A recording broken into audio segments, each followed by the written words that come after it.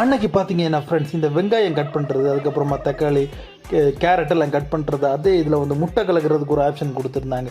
அதை வச்சு இந்த முட்டை இன்னைக்கு கலக்கிற வேண்டியன்னு சொல்லிட்டு முட்டையை கலக்கிற முட்டை வேறு லெவலில் கலங்கிருச்சு. சரி, இதை வச்சு என்றைக்குமே நம்ம ஒரே ஆம்லேட் தானே போடுறது, இன்றைக்கி ஒரு டிஃப்ரெண்ட்டாக ஒரு ஆம்லேட்டை போடலான்னு சொல்லிட்டு கடலை ஆம்லேட் போடலான்னு முடிவு பண்ணியாச்சு. சரி, ஓகே, கடலை ஆம்லேட்டுக்கு கடாயை எடுத்து வச்சு அதுக்கு மேலே எண்ணெயெல்லாம் போட்டு அதுக்கப்புறமா வந்து இந்த ஆம்லேட்டை போட்டு அதை அப்படி போட்டுட்டு அதுக்கு மேலே கடலையை போட்டுட்டு அதை இங்கிட்டு ஒரு பிரட்டு அங்கிட்டு ஒரு பிரட்டு.